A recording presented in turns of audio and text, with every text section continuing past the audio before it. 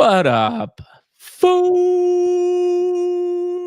Damn, it's good to be here. Mo, Mr. Mo. I'm going to call you Mo. I think I just decided on that. Welcome to the Mikey G Web3 experience. How are you feeling today, brother? I'm great. Thank you so much for having me. It's going to be a blast. It's going to be a first timer. So, First timer. All right. yeah, This something is, like this. I'm telling you, man, you couldn't have picked a better host. I'm going to toot my own horn here. This is a great first time podcast to come on. We are going to have such a blast, and it's going to be nice, easy, magical experience. So, with that being said, a little updates about Mikey G first, then we'll go into the formal introduction and then the world famous midlife crisis / Mikey G3 Web3 question. Update about me. Twitter account is still hacked. Elon X, kind of pissed off. I'm a paying member, and this should have been resolved a long time ago. 40 plus inputs to try to get my account back. I did have a breakthrough, though. I got an email asking for formal documentation to prove that the account was mine. I am praying that this is the next step to getting my account. End of week account recovery is a possibility. Before, I was just getting the canned automated responses. Oh, this is the problem with AI, is that if you don't answer how it thinks you should answer in a form, you just get the auto canned, sorry, can't help you out. And their auto canned response, by the way, at the end is their solution is just start a new Twitter account. And it's like, seriously, this is what you're going to tell a man that has spent 5 years building his brand and his business through his Twitter account? This is not an option. So, if you think about it, right, how dependent we are on those platforms. I mean, I have a similar situation. I changed my handle from BVX to AXS to the agency, just at the last end.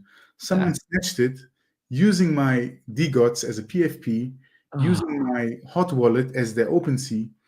I reported it. I sent my passport. I let probably 40 people report it as well. It's still up. Yeah, man. It's out of control. So I just pound them every day. And we'll talk about this. I love your input. Actually, we'll talk about it right now. This is why I think it is critical, and I am very proud of myself for building a business that is not reliant on social media. Because, hey, we're still having the podcast. I don't have access to Mikey G NFT. Fortunately, I had a podcast handle, but what I'm saying is a lot of the business that we generate happens not through content. The content is the marketing vehicle for the product and service I'm offering. What are your thoughts there? Yeah, I totally agree. I think X is for me always like about fun, about community, is like it's something that brought me into the space. But my main business is first of all word of mouth, and secondly, I would say LinkedIn. Even if I suck at LinkedIn, to be honest. I mean, yeah, but that's the thing, man. I mean, and we talk about this a lot on the show too, is like, if you actually break down the meaning social media, the most successful people are just social with real human beings. It's not through the internet platform, right? Yeah, that amplifies your voice. And unfortunately, it gives a share to a lot of shitty voices. But if you actually do social right and are shaking hands and going to conferences and building the right connections, it's just an extra benefit to what you actually should be doing. Thoughts there?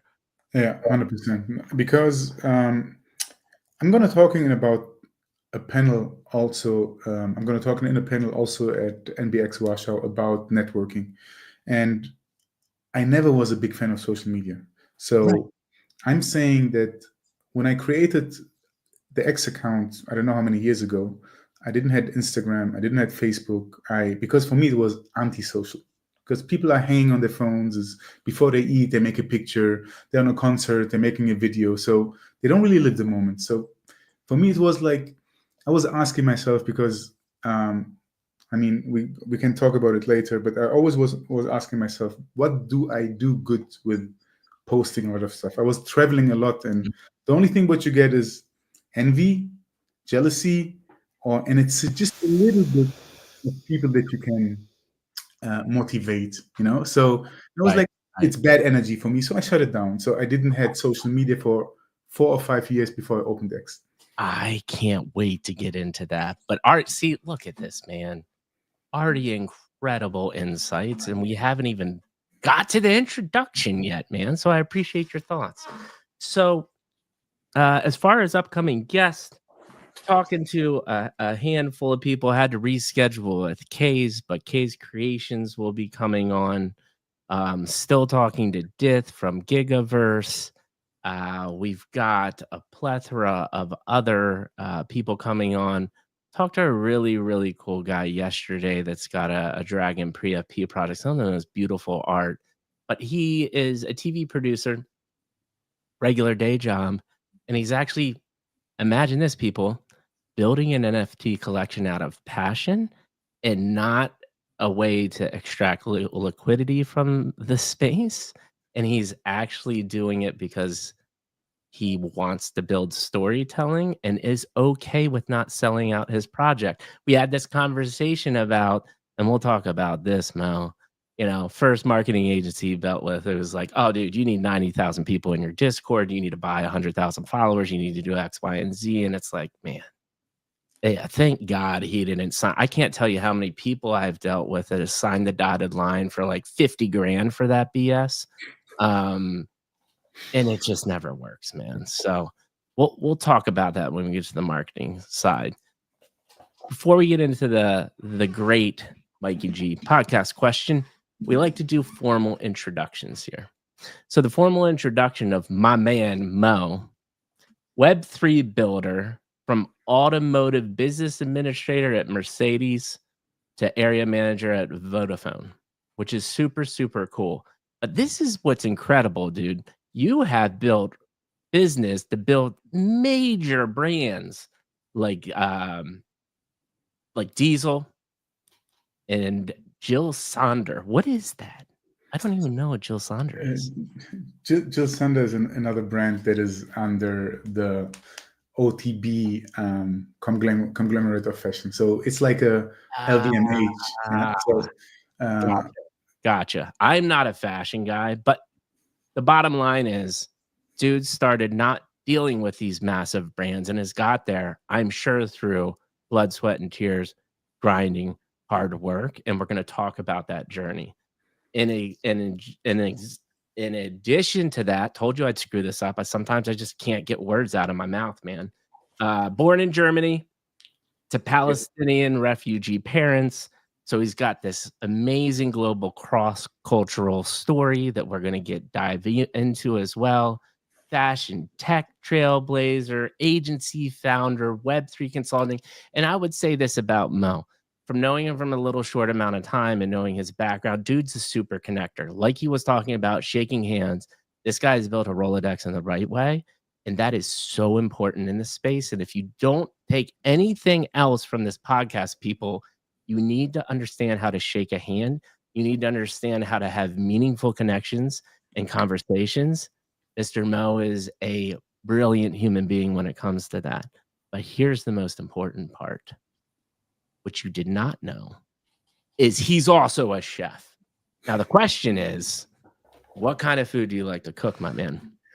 oh, um, since I'm in Web3, I'm working like 14 and 16 hours a day straight since more than 3 or 4 years. So I don't cook so much anymore, but Yeah. I love to do pastries, cakes. Mm, I love to do pasta. mhm. My own sauces. The good thing is if you learn chef is it just helps you with the day-to-day stuff. It's like yeah, I would say those are the things that I prefer to do, like nice cakes, carrot cakes, or tarte tatin, things like this. So yeah, Dude, I don't. and there's a science to that. I actually hate baking because it's a little more exact. I actually like cooking, so I can just kind of experiment and throw stuff in there, and it's not gonna completely ruin it. But, like, if you're off a little bit on the baking soda or salt or some other things, it can totally destroy your baking. So I'm not an exact person if you got that, got that vibe already. I'm a big kind of strategy loosey-goosey guy, so cooking fits me a lot better. Anything else you want to add to that intro, or you feel like I nailed it and we can get on to the question? I think you nailed it. It Awesome. sounded like a lot, but you nailed Oh, it for sure. it's a ton, and we're gonna get into it right now. So with that being said, the world famous Mikey G Web3 question. How did you get to the seat you're sitting in today, Mo? Please give us episode 1, 2, and 3. To reiterate for the audience that will watch this or listen to this, because you can watch it on Spotify too. They do video now as well. So to watch or listen to it on Spotify or the podcasting platforms, episode 1 is childhood. Not interested in where you start. I am interested in vivid memories, mantras you live by. Were you a tinkerer? Did you play sports? Like, what were these things that you remember at a young age that started forming and molding the mindset that you have today? Episode 2 is schooling, professional career, entrepreneurship. Here, really interested about mentorship, leadership, skill sets gained, and most importantly, the failures. And the failures that taught you lessons that you still hold today within Web3, which is episode 3. How'd you find Web3? What are you currently doing now? And what does the next 3 to 6 months look like? So, with all of that being said, let's have that episode 1, man. Cannot wait to hear it. Amazing. Maybe you don't know it, but I'm also a little bit messy. So you have to bring me sometimes back. So sometimes I will, start with That's something. my job, Then brother. That's my really job. Don't worry about amazing. it. First of all, you started with the question, what brought me into this chair? Probably a prayer, but Yeah. let's go to Some people have said that, and I think that's a legitimate response. But let's start at the beginning. exactly. So what brought me here? I would say, first of all, the willpower of my parents of my father to leave Palestine as a refugee and come to Germany and study engineer, and just had the courage to do something to give his child a better life. So without him leaving Palestine after being 2 times displaced, I think in, I don't know, 46 and 67, Wow. I wouldn't be here today. So that's the first thing. Second of all, my childhood, vivid memories. So I thought about some things of my childhood that probably already influenced who I am. I was always in between chairs, because at one hand I was like this Palestinian refugee. You saw this? We have I had some nice balloons here. I don't know from where they The came from. balloons happen. Nice. Whoa. What's going on here? I don't know how those balloons are happening, but it's pretty cool, man. Are you on your iPhone? No, it's my new Mac. Oh, the Wait, Mac. then this should also work. Amazing. That is fantastic. I'm gonna have everybody come on a new Mac and make sure they give thumbs up randomly. Oh I my wish God, it that's amazing. me, That's but it amazing. doesn't. Yeah, that's fantastic. I will help you to set it up. Okay, so you're in between seats, right? We were talking Yeah. about that. What were you gonna get at with that? I have to tell you. I had to tell you something else. Yeah. My parents gave me a German and an Arabic name for integration reasons. I don't want to talk about my German name now, but Right. this is how I was introduced into school. So just imagine a Palestinian refugee with one of the most typical German names. So it was the first conflict. So for the foreign kids, I wasn't really Arab because I had a German name. For the German kids, I wasn't really German because I look Arab. So that was like the first conflict I had. Yeah. And it was almost like you said, you were in between seats and you're not like, do you remember looking back is like, I'm assuming that was pretty hard for you because you're like struggling with your identity in essence but there could be positives from that. Do you mainly look back at it as that a negative thing, or do you bring anything from that of like, oh, this actually made me stronger or more grittier. Any thoughts there? To be honest, Mikey, that's also really my mindset and my mantra.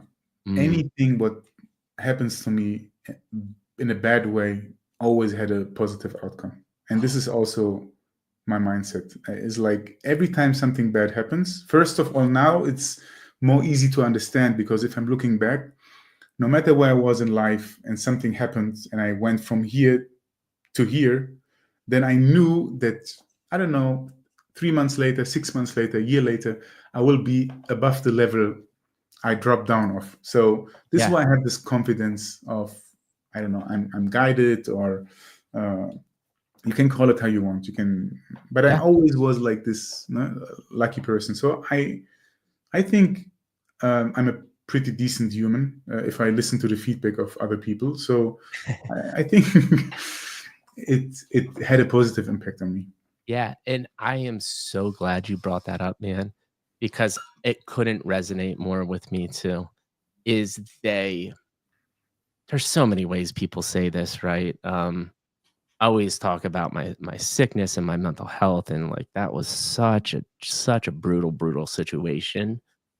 But I would not ever be able to be even a fraction of what I think my best self is now without going through that. And there's just always these sayings about you have to not even hit rock bottom, but you have to go through adversity to get better. And that's another version of learning, right? And progressing. One of the things that you said that I'm really interested in is this concept of your dad being a refugee and persevering. You wouldn't be there if he didn't do all of that. I don't need to minutiae the details. What I'm interested in is, do you remember your dad ever instilling mantras in you, or thinking because he did that, like some of the values that he taught you, because he went through that, knowing that he's going to give you an opportunity? Were there any lessons learned there? Yeah, my dad had always like, I think he always had the three mantras that he always repeated. Uh, be good at school, uh, save money. Mhm. What else did he say? There was also something else. Sorry, I And don't remember it. yeah, no, I just had the three, but it was really, and don't lie. So this Mhm. was like, for my parents, this, I don't know. I'm super sensitive against lies. I don't know. It's really something that sits deep inside of me. But yeah, those three mantras I had, like, be good at school, so basically that you can later on have a good job, save money, and don't lie. Dude, and thank you for sharing that. Like, see why we're doing what we're doing here? Because those 3 principles are actually amazing foundations for building a very solid business and being a good human, right? And building just strong foundation. So the fact that you were, it's kind of beat into your head as a young age is amazing. The lie thing, we got to talk about this broadly, because at this point, I mean, me being in America, it's just a complete shit show right now, right? Like the leader of our country literally lies 4,000 times a day, and it's become normalized.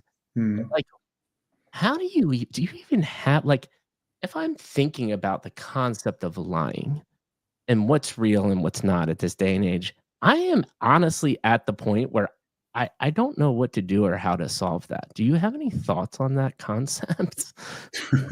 To how to solve the concept of lying. Well, what are just your thoughts on, like, why is it that way, or what can we do to even incrementally make this better, right? Because it's at the point where it's now norm, which is just mind-blowing. Like, if you were to break down multiple, not just one religion, multiple religions around the world, Mhm. multiple beliefs of what a how a normal person should operate, at the top of the list is don't lie.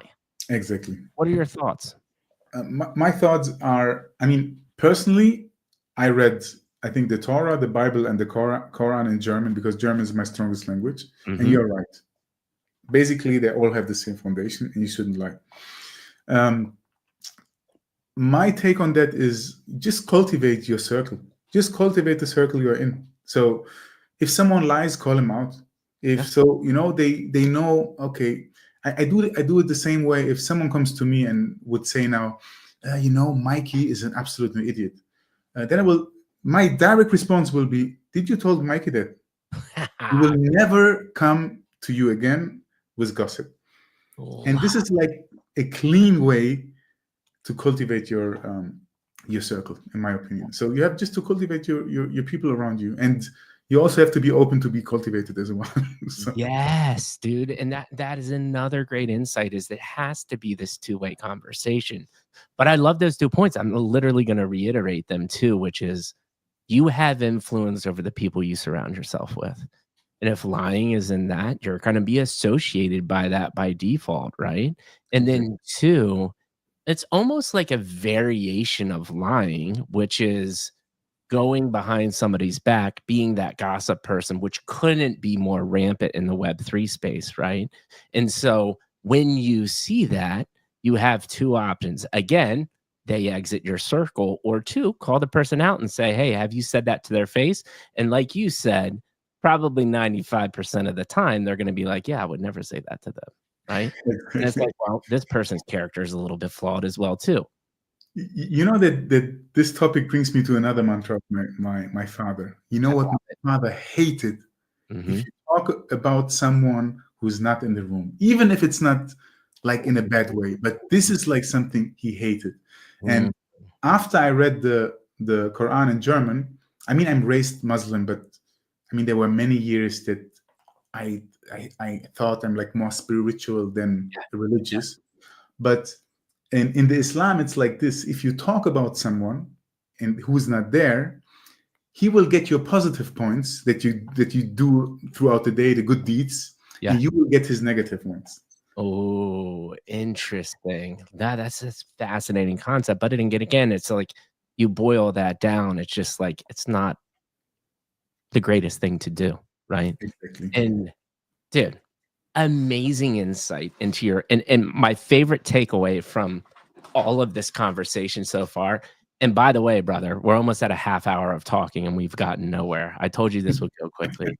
Uh, my favorite part about everything that we've talked about is like, other than but these are products of this, right? Is the don't lie, the work hard, which boils down to just be a good human being. The fact that you, one, had, parents that went through insane adversity to get you to where you were.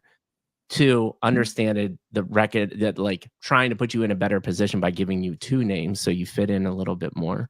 But then 3, in addition to that, just giving you the sound foundation to build from. And, I'm sure you have thought about this, but I have similar things as well too from my parents. And I just don't think people that have just that appreciate it as much as they should, because that is just such a huge leg up compared to hundreds of millions of people around this world that never got that opportunity, chance, or just weren't in that ecosystem or had even one person that gave a lick about them, right? And Mhm. it's just like, if you can do that for somebody, for a young person, you're making such a profound impact on the world, I think. And it just can't be stressed enough. So thank you so much for sharing that, man. I really, really appreciate it. Welcome, Mike. So moving forward a little bit, let's talk about kind of like, middle school, high school years, elementary. I'm more interested in this, like, what did your passions and like your fascination start being? Were you a book person? Did you read a lot? Did you like sports? Did you like science? What did that look like?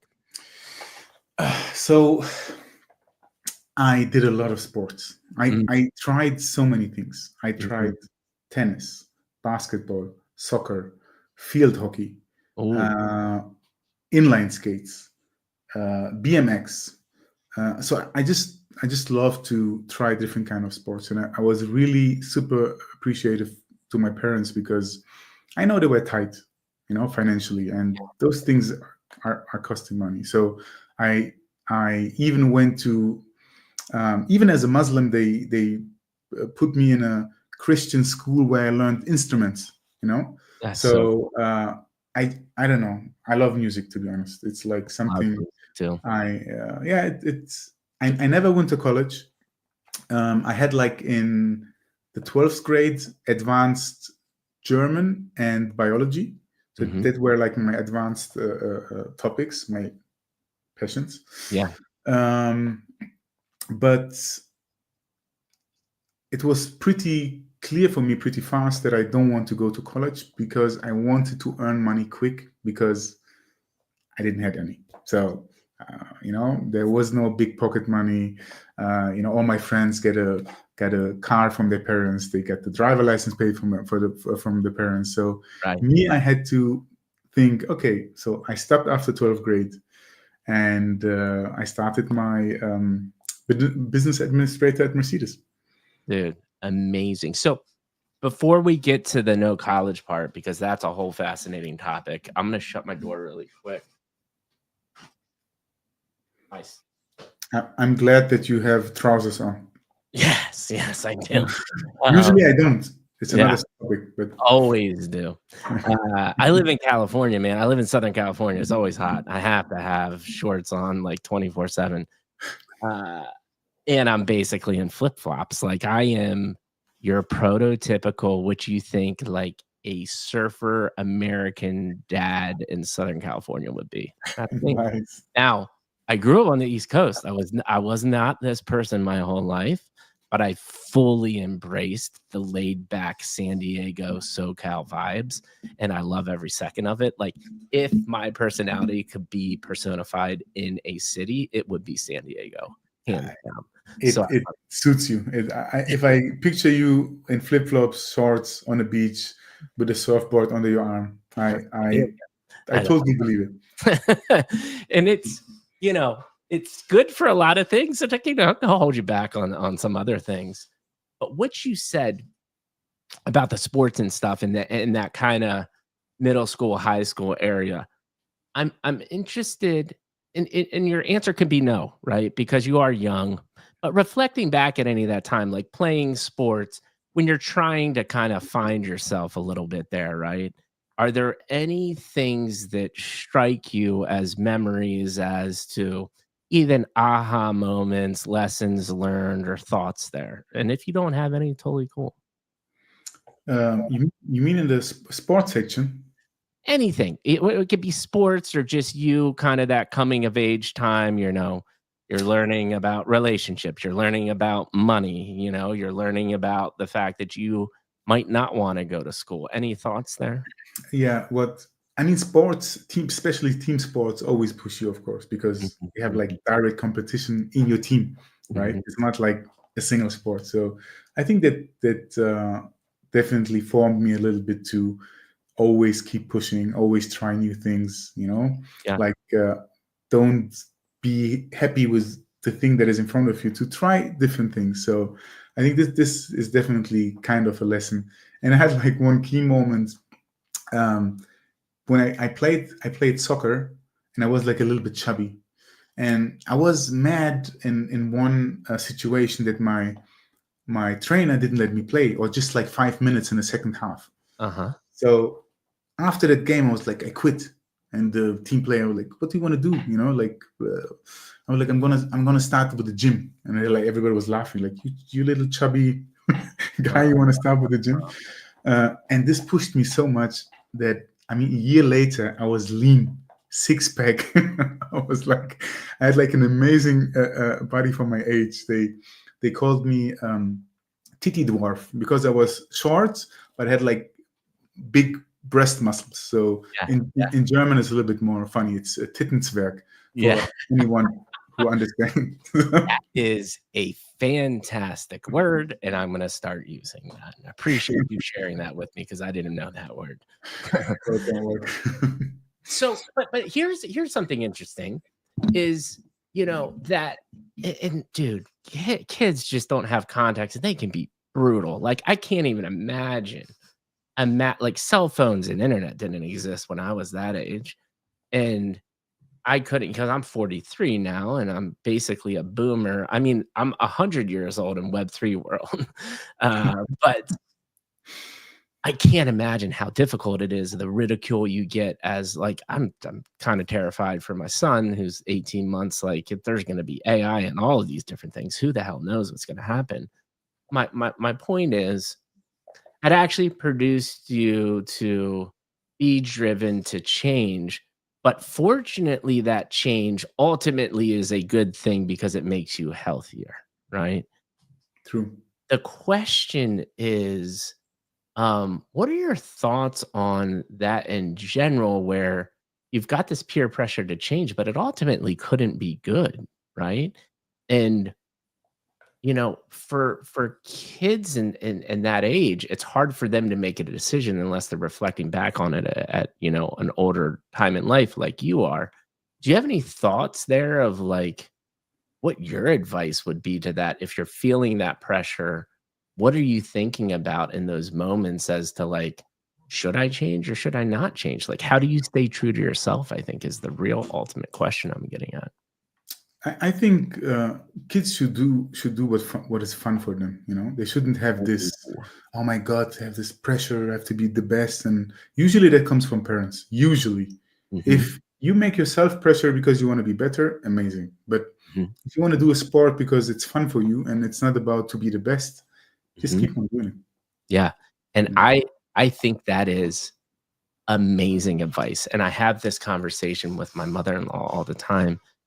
Fortunately, I have my in-laws as full-time daycare, and it's just an amazing situation, and she was a teacher for 20 plus years, and the impact to just play as a young person and have fun are so crucial. I mean, creativity and getting exposure to multiple different things. You hit the nail on the head. So thank you for sharing that, man. I But wanna Mikey, Yeah, sorry, I need to interrupt you there. First of all, big respect that you do this for your in-laws. This thank is like it's not something standard anymore in this world, and especially in really, America.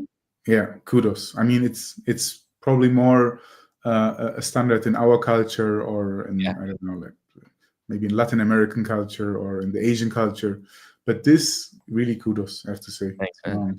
Yeah, and I just don't think people, especially in America, talk about it enough. Just the insane benefit that you get from it of now you have just not mom and dad, but like two other figures in the household that just love and support this person, right? Then the impact it makes on their lives of like this, like, and then extra level of meaning and just reignited passion for life. And having diverse point of views is always beneficial as well too. And as long as you're caring and supporting about it, like, to me, that's one of the most important things. And I didn't have to, like, looking back, I couldn't imagine having a 6-month-old, sending him to, like, daycare with a random person to be around kids all day, which, by the way, they have too many kids to look after, so they can't get the attention they actually need. And yeah, it has some trade-offs, but I wouldn't do it any other way. Thank you for saying that because very rare people commend me for that, so I appreciate it. No, no, it's like and this with the daycare is like funny that you open the topic. I have a 17 months old daughter, and Mhm, we have also friends that put their baby with one into the daycare, but mhm, it's no option for us. It's mhm. like my wife says, like, I don't have to work. Like, she don't have to work because yeah, thank God we're doing good. Yeah, So she was like, I'm going to take care of my baby as long as I can. And yeah, I was just recently looking at a podcast with this uh, guy from UK. I okay, forgot, he's like a fit guy, Afro American, and he talked with the behavioral or therapeutic. I don't know. I don't even know the right English kinda like word. a counselor or a Yeah, psychologist of yeah, some ex- sort. exactly. And she said this is exactly the problem nowadays: is people want to have babies, but they don't want to sacrifice. Yeah, So, they don't and wanna that, take care of them, man, and that's exactly. one of the biggest things. by far, another one of the biggest things we did is the impact of television. The amount of people that are so busy and they just put their kid in front of the TV and don't interact and play. I mean, I left. Well, there's that. I get to work from home too, right? So I get to, like, if I have a 5-minute break, go down and see my son. Incredible, just an amazing setup. But I go down. My mother-in-law's got a full-blown gym out. She's got books everywhere. Music's playing, and I'm like, this is amazing. Like, this Exactly. is what creates really cool grown human beings, right? Hey, did you say she had music playing Ah, everywhere? yeah, man. So then just ask yourself, do you usually have background music running? I mean, I dance and sing to him a lot. Uh, So, yes, there's music playing, not all the time, but a lot of the day. and at your podcasts, do you have background music playing Oh, usually? crap. I forgot to put it on. I always do. I am so sorry. I forgot to do that. I am so sorry. Let's get that lo-fi going. There we go. Let's get that lo-fi Because I going. just saw I just saw the comments of Bubble. He was Yeah. like, "What about music background?" And I was like, Oh my gosh. maybe See? you want to hear something about my music background. I was like, I was talking about I was in a school learning music, so what else? No. Here's the thing. Your voice is so damn soothing, I didn't even need the background music. But Thank you. here's a funny phenomenon of why we've started this. Um, People even watching us, and this is what I always say to people that might be nervous being on the show, they feel awkward watching us when there's silence, right? So, like, this little chill vibe music helps fill that silence, but like that concept just doesn't even resonate with me because I'm not that type of person. But I get it, I get it. Like, for some odd reason, silence just really makes people feel uncomfortable. And one of the number one skill sets that I've learned is to be silent and not feel uncomfortable. Because even 3 seconds, and you'll notice I talk intentionally, I talk slow and clearly to make sure, 1, I can emphasize a point, 2, make sure that, like, there's deep meaning and I really mean, the things that I'm saying. And these are all little nuanced things that you can do that I now recognize, but were just inherently learned over time. Hmm. All amazing, amazing conversation. Let's move on to I'm really fascinated by this. You just had the practical product of, I didn't have any money. I needed to make money, so I'm not going to go spend my money on college.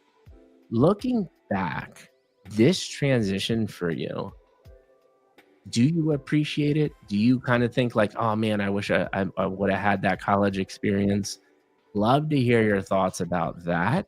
And we can kind of move into episode 2 from there.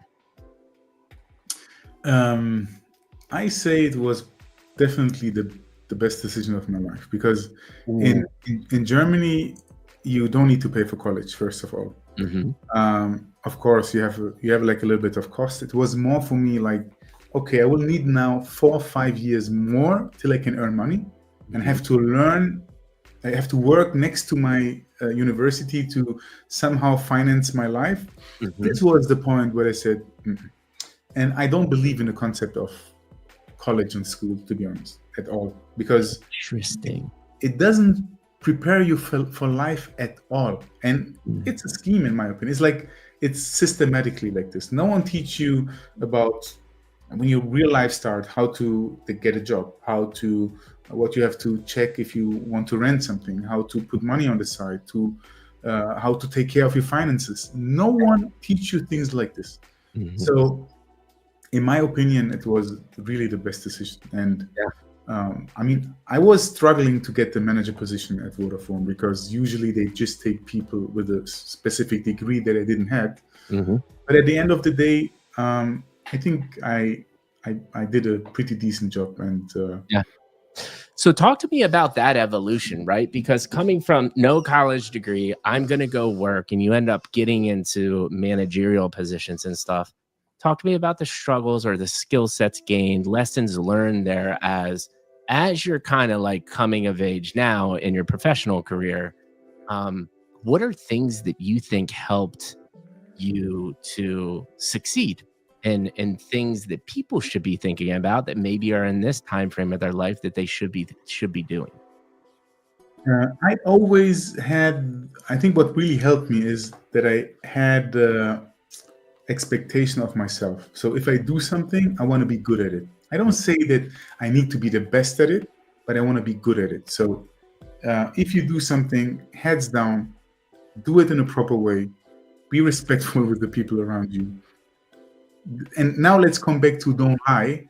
And you already are 60% better than anyone else, Right. because maybe they don't have those kind of values. So, and I think really hard work and probably my personality always helped me. I don't know. Yeah. Uh, Yeah, because when I first met you, I could totally tell that you were people like talking to you, right? And it was easy to talk to you. So that is one thing. Just there's a base level of charisma that you have, which is fantastic.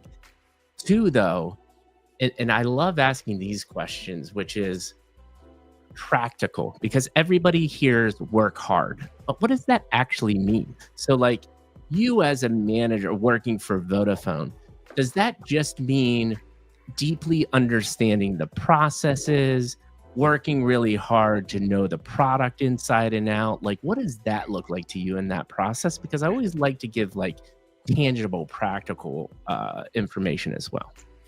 if you really want to impress your employer, right? Yeah, employer. You just have to show ownership. You just have to put yourself in his shoes. You just have to think about how an owner would think, what the owner would like to see from you, you know? So I think this always really helps to just have a specific amount of ownership if you do something, especially if it's not your business. Just to give the boss the feeling, okay, if I'm not here, Mo got this. And this is something that I think I was the youngest store manager at Vodafone, and the youngest assistant area manager. Yeah. And another way of saying that, I love this insight, and glad that you brought it up, is I think far too often I see, especially in corporate America, you have a job title and everyone, especially the younger generation, because I've managed big teams too, to have this conversation all the time of, I should get X raise because I'm doing something that's not in my job description.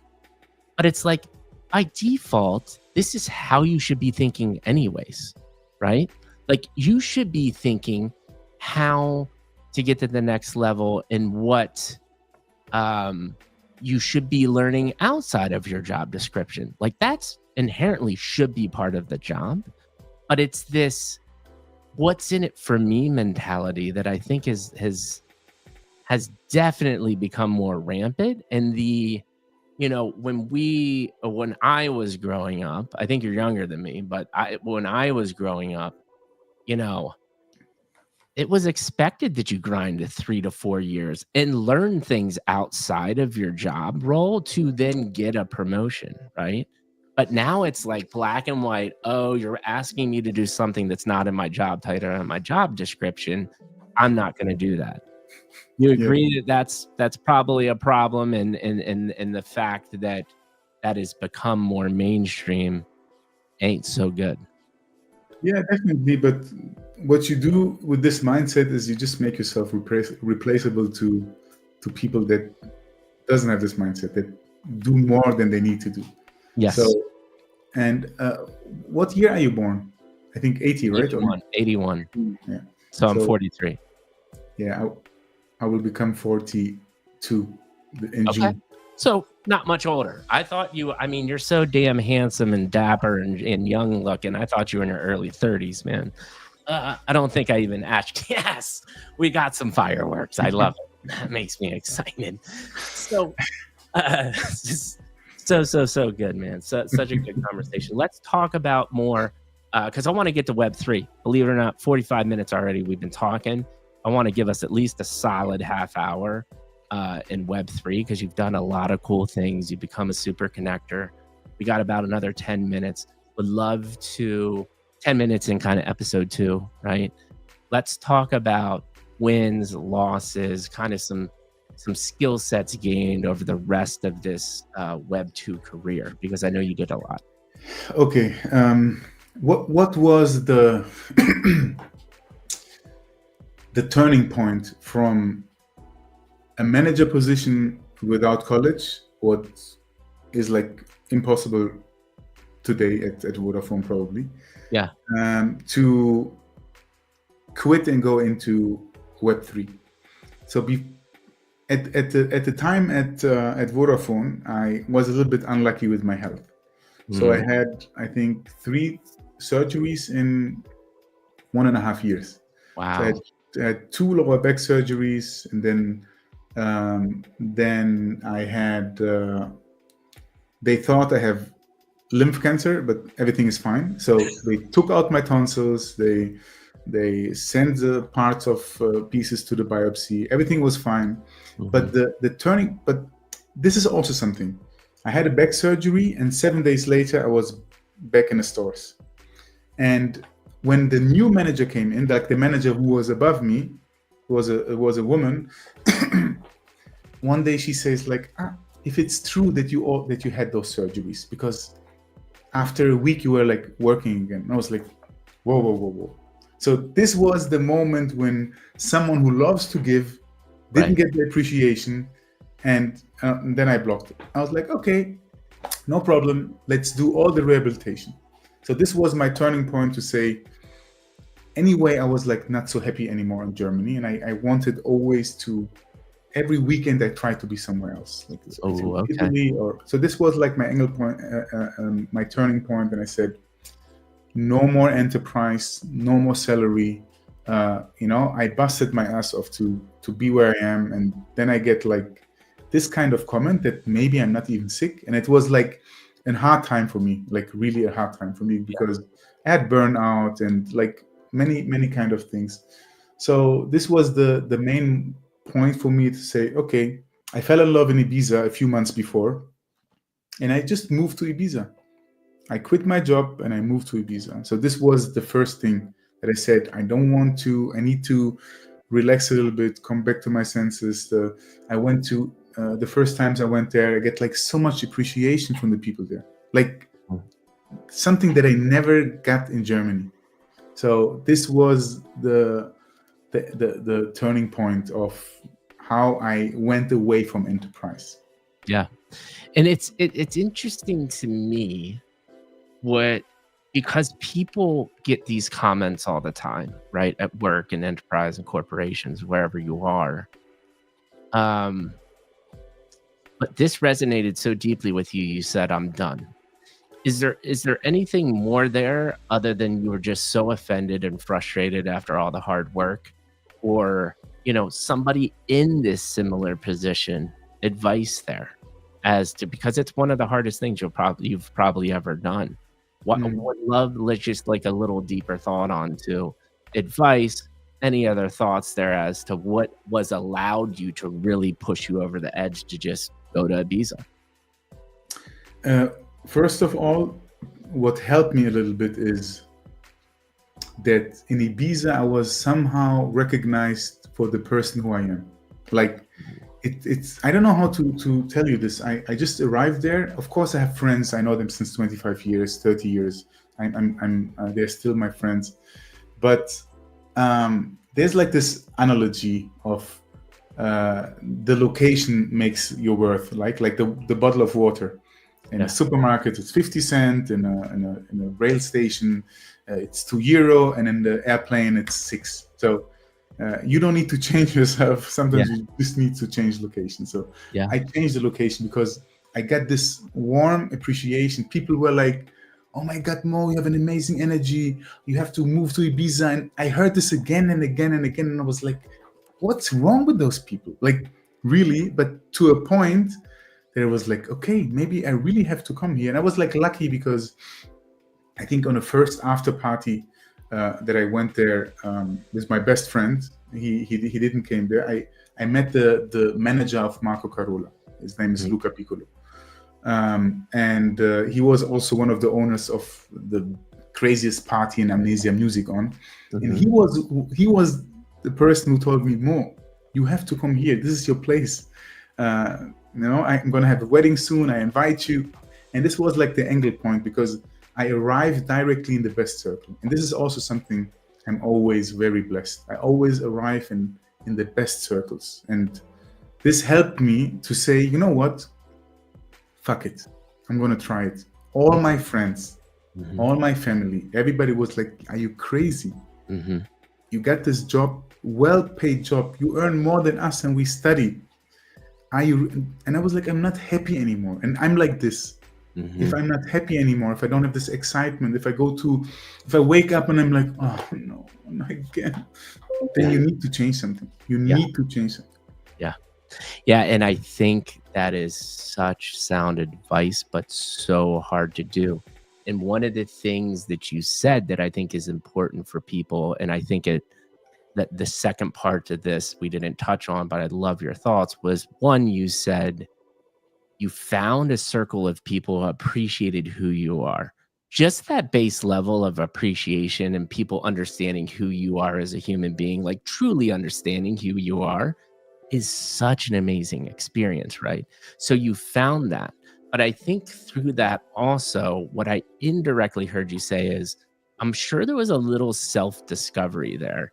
And this theme comes up so often on this podcast, and I think is one of the critical things for it. And unfortunately, a lot of people do not find it through their entire life. Talk to me a little bit about this now transition in your journey of self-discovery, not from people appreciating you, but from you kind of starting to appreciate yourself or understanding your skills. Is there anything there?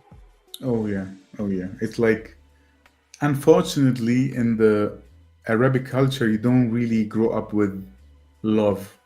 You know they love you, but you don't get this, you're the best, you can do anything you want. Yeah. It's like you don't have this. So, and when I arrived to Ibiza, it was like the first time I was like, I can achieve anything I want, Oh man. you know? Awesome. So that really helped me a lot. It was scary, to be honest. Right. You move to a new city or to a new island. Of course, you have like a handful of people, but will they really support you? You don't know. Yeah. So, and there is where where I had the first time contact with Web3, because I met someone on an after party. He throw a party in his villa with Solomon, like a great DJ. Mhm. And I talked to him, and he was the founder of Plutus. It's like a crypto bank in London. Yeah. Mhm. So we had contact there, and he invited me to his house, and we're hanging out together. And then somehow I started to manage for him his life around him in an easy way, because I managed 170 people in Germany. So it was like pretty easy for me. And then in one day he was like, Mo, I don't need my personal assistant. I don't need a driver. I don't need a security. You are all in one. So you want to work for me? And I was like, to be honest, I don't want to work for no one anymore. Yeah. But it started like this that I started to do events for a crypto millionaire, or someone who founded a crypto bank Yeah. in Tulum, in London, in Ibiza, real all over the world. And it was just fun for me, because I could manage something. I love music, and Huh? this is how everything came into place somehow. Dude, amazing. And I think what you said, people really need to hear, which is, if you don't have that at home, right? And you're not getting, and I'm not saying it needs to be over the top, lovey dovey, I love you all the time. There's actually, it can go too far in the other direction, right? Where you are told that too much, that it turns into some self entitlement. But if you don't have it at all, there's a balance to everything, I think, in life. What's cool is you talked about your experience of you can find it from other sources, but the message sometimes you have to be able to feel that like you can do it. You are a solid human being, and if you really do put your mind to it, anything's possible. And like, I just don't think anything positive can happen in life until you can somehow get to that mindset. And again, your journey totally different than mine. It's going to deeply resonate with somebody that's watching this. So thank you for sharing that. And I think I might have sparked another thought as I was talking about balance. No, I was laughing because you say it also can go in the other direction if you are Oh yeah. too loving to your child and too Mhm. helicopter parents. Because Yeah. I was just watching the stand-up of and Henry Schultz, the Uh-huh. stand-up comedian with the mustache and Yeah. the undercut, Yeah. and he say, if you want your kid as a man, as a father, if you want that your son is successful, just be absent. So I was, Right, right. But again, that's the extreme of the other side, but right? I have to say, my father wasn't absent, Right, and right, I know exactly I was a daddy child. I was always like hanging on him and playing with his beans and yeah, touching his warm hands. So yeah. I have a very good memory of my childhood. Right, right. And at least, the basis was there. You had food and you knew that you like had shelter, right? Like, and you Exactly. knew that there was somebody that cared about you. However, they show that there's tons of arguments and nuance in there, right? Mm, But at the same time, what you said is like feeling a little overly loved and feeling these deep gratitude and appreciation is super impactful to your psyche, and that helped you move along. So let's like listen. We've gone all over the place, and now we're at Web3, and you're like running events for a crypto millionaire. Let's talk about how you really found your footing and grounding in Web3, because I think a lot of people are going to be able to take some learning lessons from you, in the sense that I even had conversations today. Have had conversations last week. And there's this constant, where do I fit into this chaos? Because right now it just seems about making money.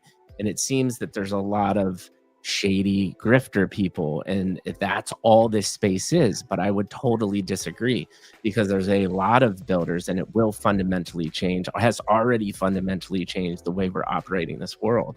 So talk to me about this expansion, because you yourself have found a way to fit in. So let's talk about that. So what brought me to Web3 is failure, to be honest, Love it. because I was living 2 years in Ibiza. I met a business partner and friend today, but at this time was just someone who I think in the club Leo, he had a table next to mine, and I don't know why, but he was like, he saw me, he was like, ah, come have a drink, and I was like, why should I go to a table full of guys, like, Yeah. and what do you want from me? But I don't know what he saw in me. Yeah. So I don't know, but I was like, no, I'm good here. So he asked me 3 times, so we connected. I mean, super nice guy. He's like a big brother to me now. And after 1.5 years, he asked me, Mo, what, by the way, what are you doing? He never asked me what I'm doing. I never asked him what he's doing. This is what I love about Ibiza. No one cares about your religion, where you're from, what you work, how much you earn. So it's like a nice vibe. And then after one and Right. a half years, I told him I come from telecommunication, and he was like, "Oh, I'm a trader, so I'm an Apple premium reseller. Do you ever thought about moving to Dubai?" And I was like, "To be honest, I was here now to winter in Ibiza. Would be fun to be the winter in Dubai." And he was like, "No, but forever." I was like, "What you have in mind?" I want to open a business there, and I could meet you. So we opened a business together there, and rented a warehouse, rented the office. I don't know how much, hundreds of thousands that costed. And then COVID hit.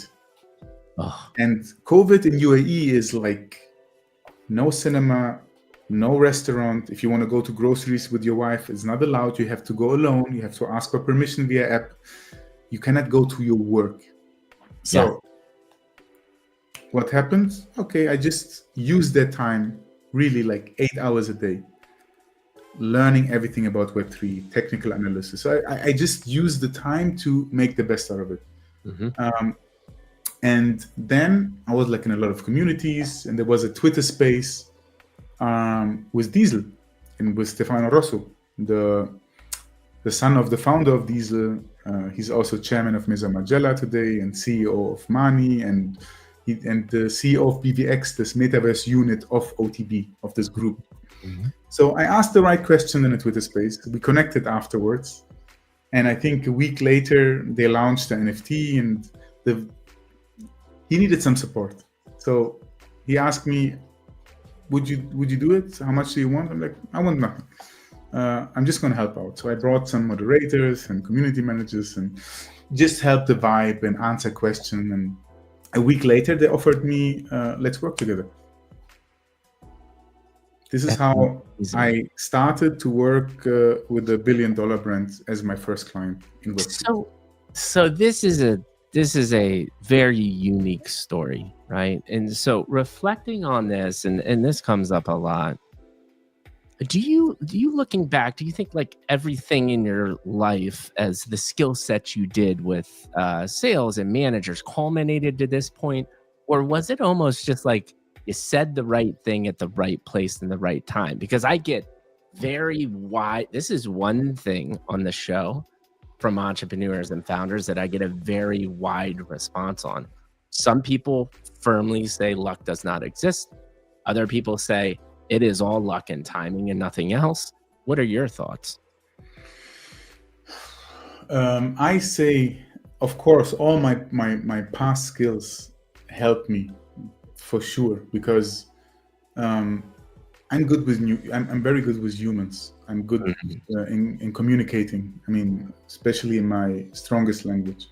So and to be in sales teach you a lot about people, a lot. So and to be in sales since you are 14 teach you even more about people. So yeah. I think the skill set that you learn in your life is super important.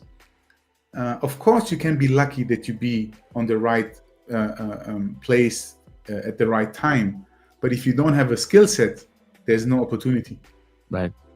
So that's my view. I love that. And building a skill set is critical. And I think that is where it all falls flat, is because for a lot of people, and I'll take content creation as a perfect example, right? People think building a skill set of being a thread person is an actual skill set. And it is, yes, if you know how to create captivating and unique threads, but most people just do copy pasta stuff. And that is not a skill set. That is just duplication. Anybody can do that. You know who's really good at that? AI, right?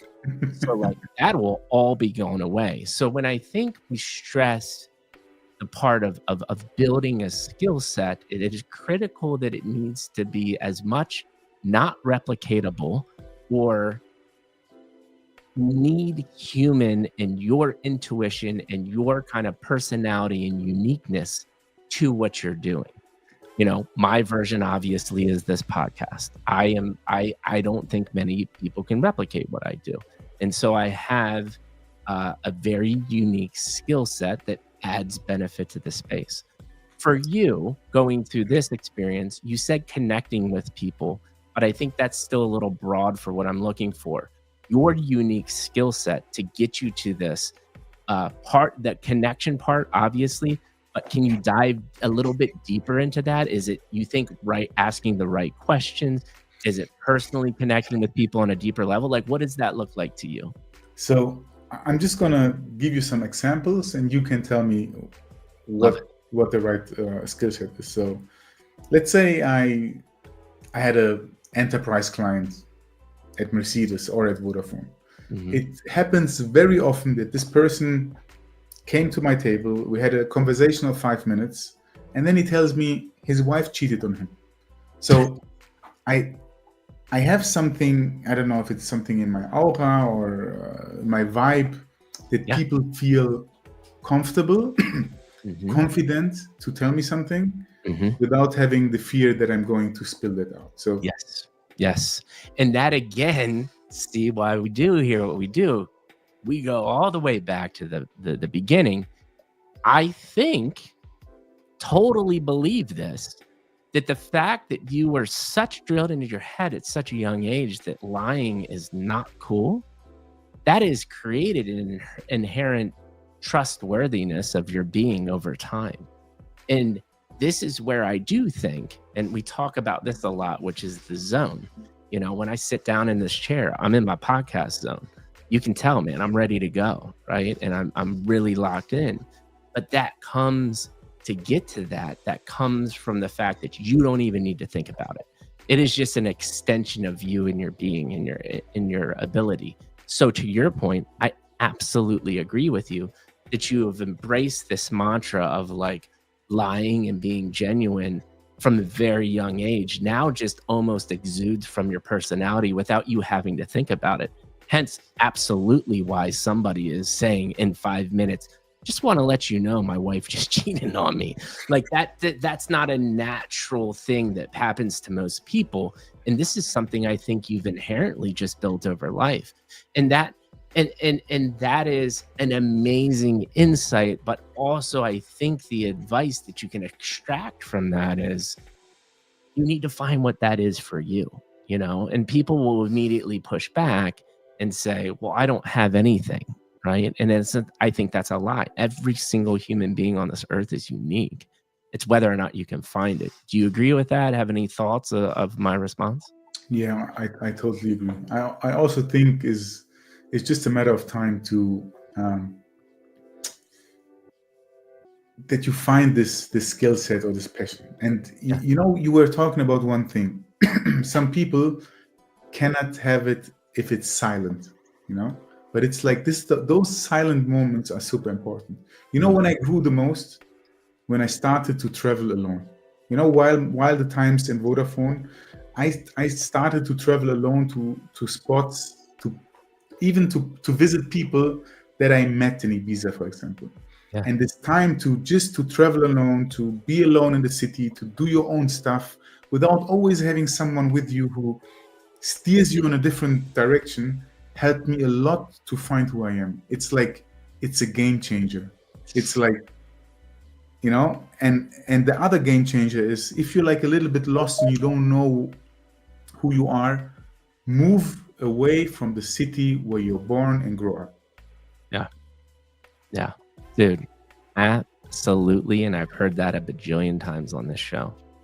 So let's do this, my friend. Let's move into what you're currently doing at Web3.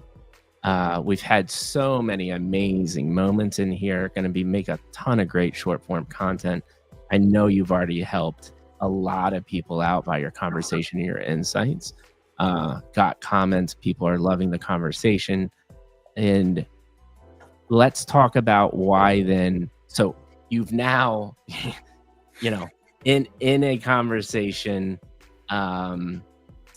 with a huge person from Diesel, and you've somehow cultivated that into, again, connection, authentic, genuine way.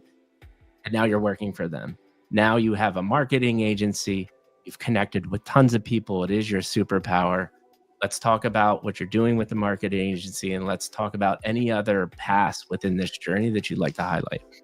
Yeah, I just have to correct you because let's say marketing is part of the agency, but it's not. Sorry. No, it's fine. It's fine. It's like we are more specialized in general on blockchain integration, on consulting in this space, on AI integration. We have 5 machine learning engineers. Right. We're like so. It's not this typical Web3 agency that you know from probably thousands of people in the space. It's like a little bit more mature, and it's like more guiding enterprise and brands from Web2 into Web3.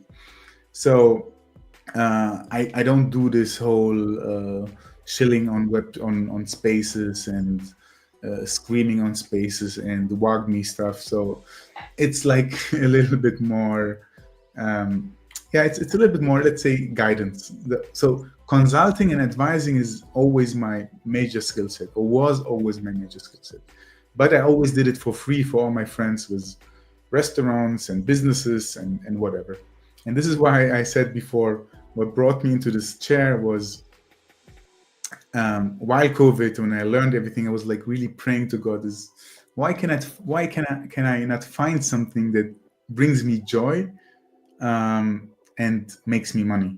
And I don't know, it took probably a few weeks or months till I jumped on that space where Stefano was talking, and I'm still super thankful for them, because you don't see so often brands, first of all, open to onboard, let's say, not like super professional externals, Right. and they are really super open to explore the space, and they always did things for inventional reasons, never for we want to do a cash grab, or now is Web3, it's like we have to do a project and go again. Since the time I worked with them, they did a lot of small projects, and this, I don't know. You see what I did now? You asked me something, and I'm somewhere else. You have to bring it. No. This actually absolutely makes sense, which is, again, you got the opportunity because of the skill set that you have cultivated, and it has now launched your career, and you're not almost so necessarily doing the marketing stuff. You're also concentrating on your superpower yet again. So let's do this. If you can break down exactly what your business does, let's go there. Tell me exactly what you're concentrating on today with your business, and what you are concentrating on in Web3. So right now, if we're talking about OTB or BVX, is beginning of the year having a whiteboard, and I put the brands there, and I'm thinking about who could be the right partner in Web3 to do like a joint collaboration. So this is like something. Then I'm the one who analyzes let's say, the pitches of them, and if it's something nice, I bring it to the core team.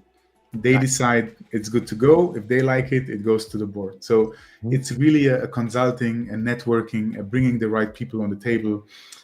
Who are the best in class in Web3? Who should those brands work with and why? Who shouldn't they work with and why? Strategic things, tokenomics, helping them with the NFT project, with the production, those kind of things. So this is like something that I can say is like the main focus for Access in combination with OTB. Right. Then I'm the senior BD of The Miracle. I don't know if you know The Miracle, but you have to check it out. They are aggregating. I've heard about them, and I'm very interested in collaborating there too. We're gonna have to talk. Exactly. Last year, I went to NFT Paris. They were in the same hotel like me. We connected in the hotel lobby. I saw them at NFT Paris, and you see a pinned video of on my profile. You see a pinned video. This was an interview they did with me while I was there. So it was the famous elevator pitch that I did. And a year later, I'm their senior BD, because we were like in contact all the time. I tried to advise them in the best way. They pivoted from B2C to B2B, and it was kind of a breakthrough. That probably the biggest wallet is going to use the API end of the month. I don't want to spill too many beans. So what brought me there again is, I don't know, I saw something in them. It was a personal connection. I love the product. I love to advise. So I advised them to A, B, C, D, that they saw the value with me in the beginning of the year. They say, Mo, you work now so long with us, be our ambassador and be with us on an official role.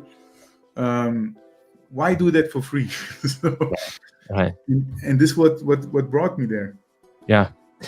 What,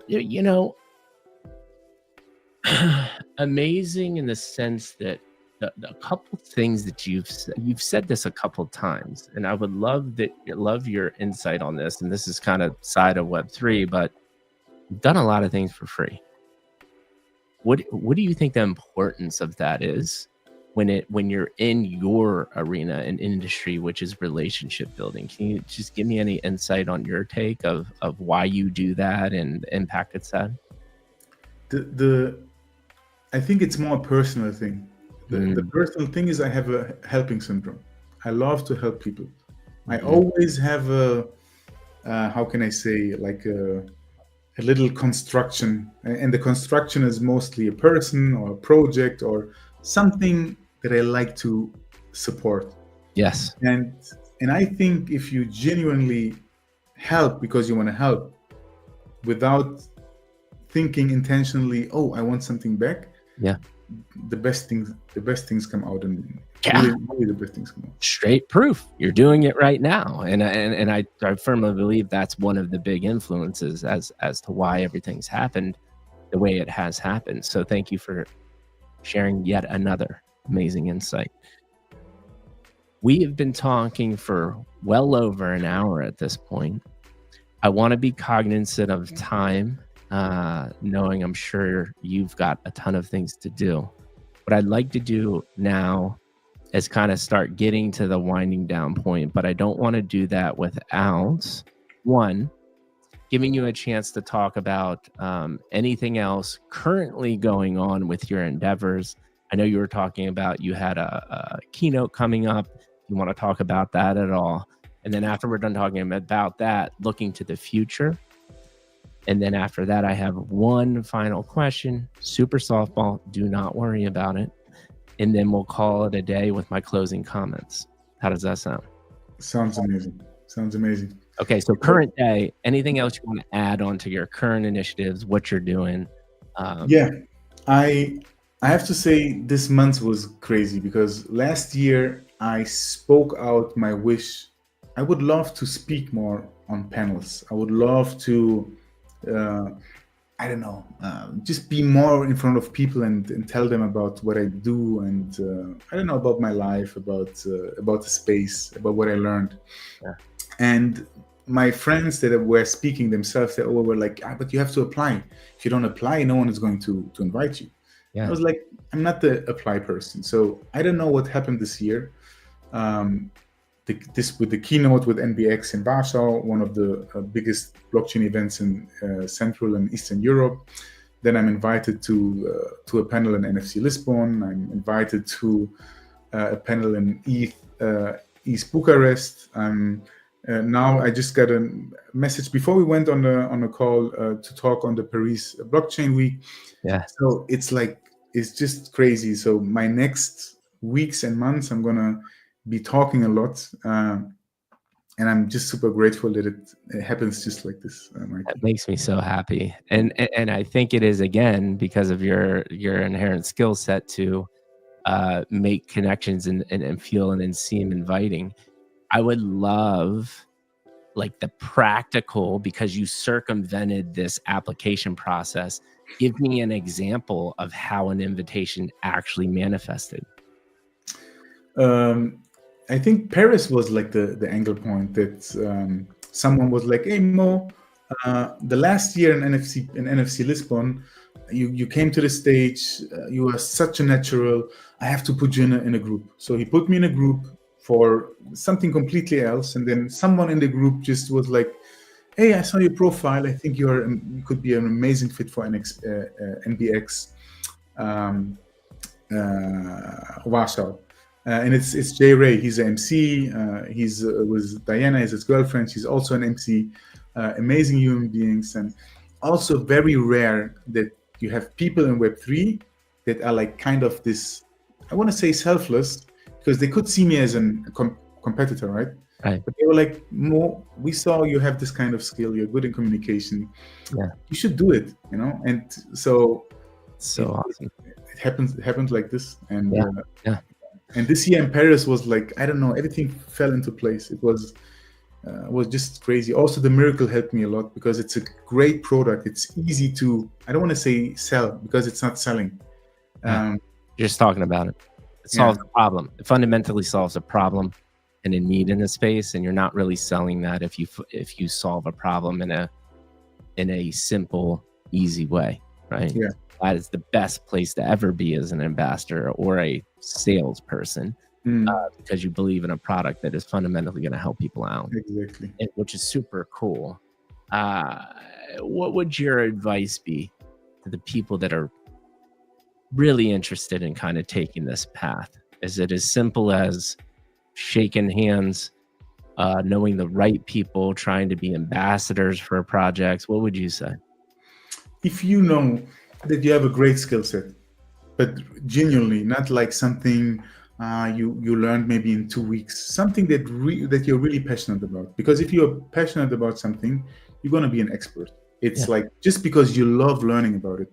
Because if you have the feeling you get input out of the internet, podcasts, whatever, you learn something, and it doesn't feel like learning or working. This is a point in life where you basically find your passion, in my opinion. Mm-hmm. Go and offer your work for free. Go and try not even offer your work for free, just showing that you're like valuable. People will recognize you, Yeah. and then you can just ask them, guys, you need support. Yeah. You know, and if they have budget, they're gonna say, oh yeah, of course. Yeah. Or if they don't have budget, they're gonna tell you, yes, but we don't have a budget right now. And then your natural answer should be, you know what, I'm gonna help you out, and you're gonna be so valuable for them that they will give you a job. If not, okay, you will always find projects and not so nice people and fair people. They will just try to use you, but I think you will learn with the time. But this is the best way to get a little bit skin in the game, to be able to say, I work for this project for that long. So it's like an internship. See it as an internship. Yeah, 100%. Love the insight and advice. So, looking in the next 3 to 6 months, what are you excited about? Anything you want to share with us?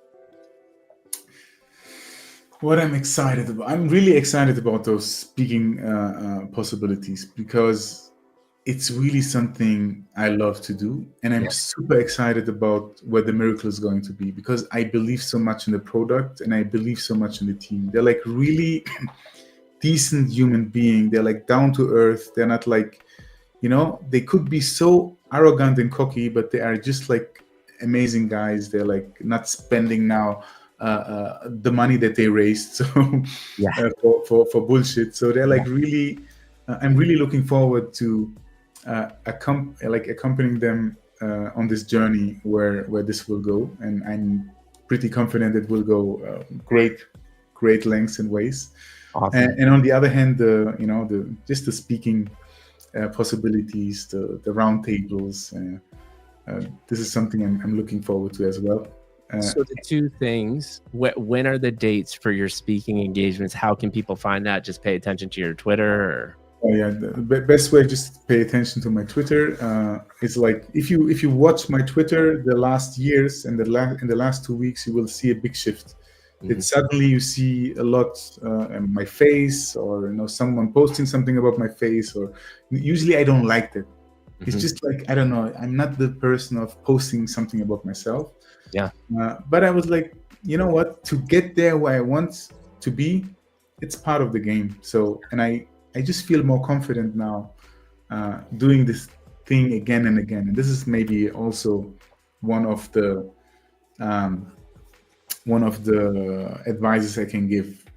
If you really want to do something and you feel uncomfortable to do it, just do it again and again and again and again. If you still feel uncomfortable, it's not your thing.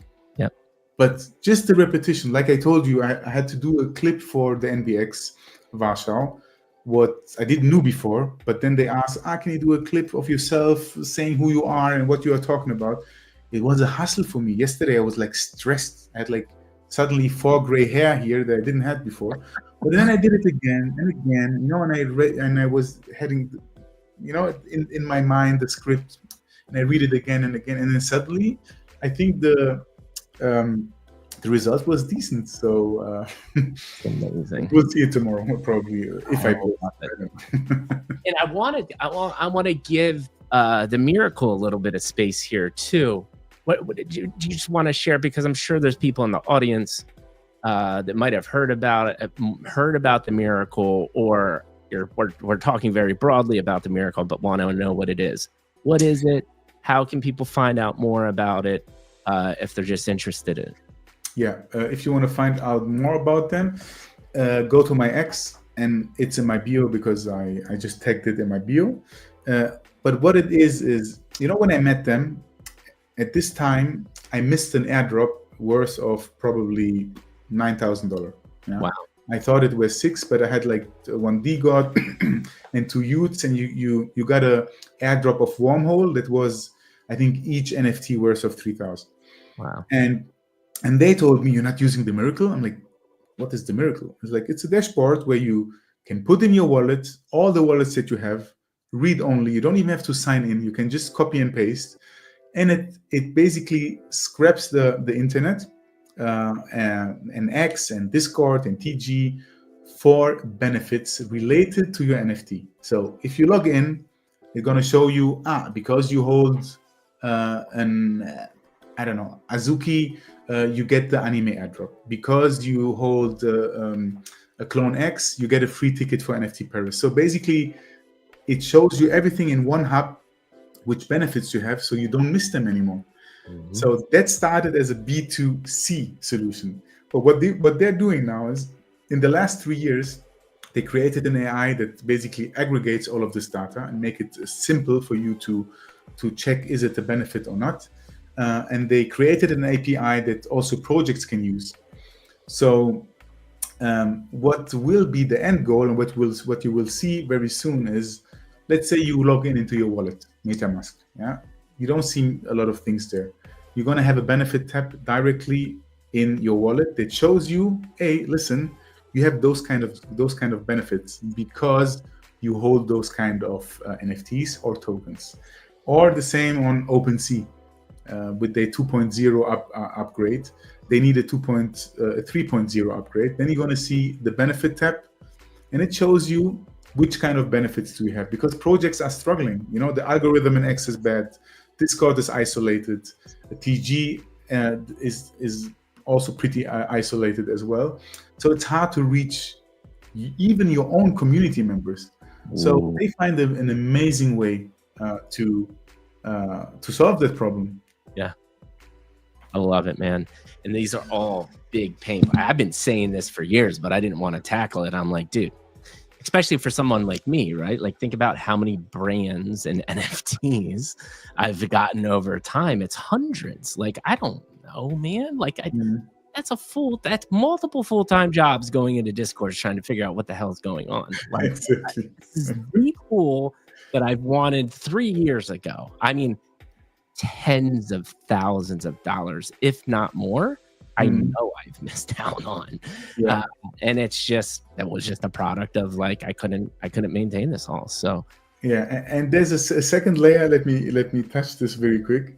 Now, you as a project, let's say Final Bozu, okay, they want to give a benefit to the Yuga Labs, to the Punks, to the Bot Apes, and so on. You have to reach out to each one of them, right? To somehow tell them, it's like a hassle to get in contact with them. Now they have a hub for projects. You go there, you put a benefit, you choose all the projects that you want to give a benefit to, you click on send, and those people, whoever is the holder, they will see the benefits on the dashboard or in the wallet or on the marketplace. So basically, it's like an amazing way to save a lot of time and to... Fantastic. What a great way to aggregate the information that is highly valuable to just any holder in general, whether it be a token, a NFT, or many other things. Yeah. I mean, that's the next iteration, right? Is they could totally go beyond Web3.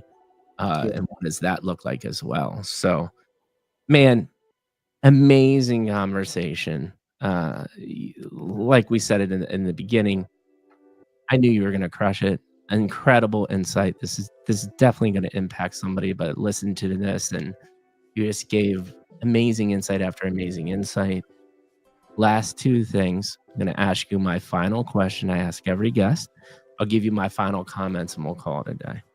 And so my last question is, I know this is your first podcast, but you have been on hundreds, if not thousands of spaces. You understand how the Web3 industry works. Would love honest, open feedback of your time on the Mike G and Web3 podcast today. Hit me, my man. You probably have the same skill vibe that I have on Yes. other people. Yeah. So, you feel comfortable, you have this friendly feeling. It's just like a conversation between friends. So you do it. I mean, why you get those amazing, in your eyes, answers from me is just like because you guide me to them, right? Yeah. So I really have to say, it's like, if you ever felt discouraged to maybe drop this, please don't. It's exactly what you need to do, and we really need more people like you that are interested in more in the person than in what they are building. And I Yeah. enjoyed much more to talk about my past and my personal life than about what I worked on, to be honest. Yeah. Thank you so much, man. Gave me chills, and it's awesome because I get that feedback a lot. Oh, That's for you, man. we That's got for you. And I fireworks. don't know where the balloons are. I don't even know how to do the balloons. I don't know how you did the balloons, but I the don't know. balloons were pretty Was good. it like this? I think it was like this, right? Right. Yeah. Yeah. Those balloons are for you, man. Balloons and fireworks feedback. Exactly. The first time I've ever gotten that, so I appreciate it. And you're right. This goes straight into my comments, right? And it is we have a lot of similarities in our superpowers and skill sets. I'm like, I definitely want to get into the speaking at conferences, so we can talk about that offline as well, because I think I'd naturally be good at that, and I have a lot to say. Obviously, I've done a really shit job of promoting myself and my brand. I spend all my time talking to other people and helping them out, right? But I have obviously a ton of things to say, so I'm excited to continue that conversation. But if I really reflect on what we said, I mean, there's just a clear theme, and what deeply resonates with me, and I think people need to hear, is if you can, and it doesn't have to be your advantage is, I wrote it down, right? Be good at school, which is basically another way to say that is discipline, right? Save money, which the day and age of credit cards and overspending and really like gluttony in a sense, right? Has just been normalized, which it shouldn't. And then don't lie, man, which really also translates into just be a good person. And don't get broke trying to look rich. Yes, and don't get broke trying to look rich. That is absolutely a 10-second short that's cut. All of these principles that you were fortunately taught at a very young age have absolutely been a big foundation of the person that you have become today. And I think it's you just can't stress enough that found principles will help you find your superpower quicker. And then also, when you do find your superpower, whatever that may be, I'm not saying that those principles create the superpower of being a genuine super connector. In your situation, it has. But what I'm saying is the foundation of who you are as a human being and your superpower, I think, will be that much more beneficial to your life and make you just that much more solid of a human being. And by far the biggest takeaway of the conversation. But then, to layer on, you shared some intimate details and some intimate insights. And I know this was kind of like the first big video podcast for you that you haven't done often. You did a great job, man. You gave clear, meaningful insights. I screwed the podcast up more than you, so props to you on that. And then finally, I see this to pretty much every guest, which is you're incredibly busy. We're all incredibly busy. You just gave me an hour and a half of your time. You gave me incredible, really kind feedback. And so just thank you. And I meant this in the beginning. We lit that digital campfire. Digital campfire is slowly simmering down, Yeah, but new friend in the space. I am same exact way. I can't wait to have our follow-up call and not only grow a friendship, but let's figure out how we can win together and become partners and help each other out. definitely. And I wanted to make a last remark.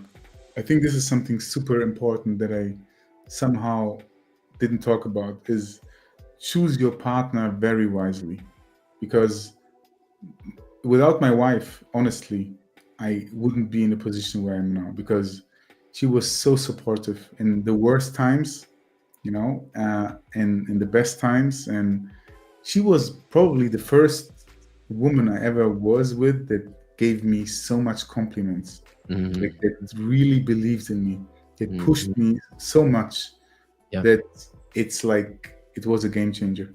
Really. 100%, man. And I would say that about my wife. Like when I was at my worst, 99.9% of the people with me would have not been here. But she never wavered, and she always understood deep down inside who I was as a human being. And I got through the worst moments of my life with her help.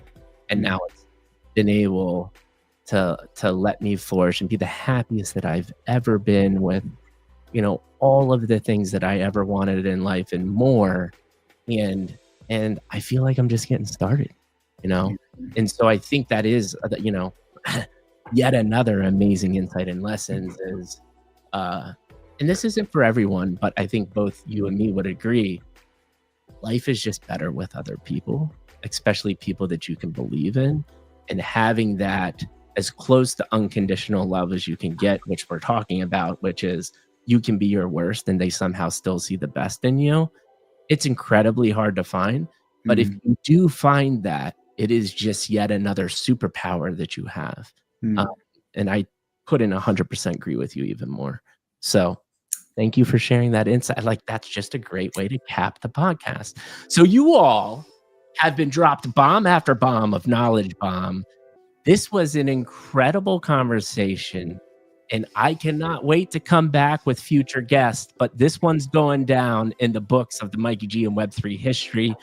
Mr. Mo, thank you so much for your time.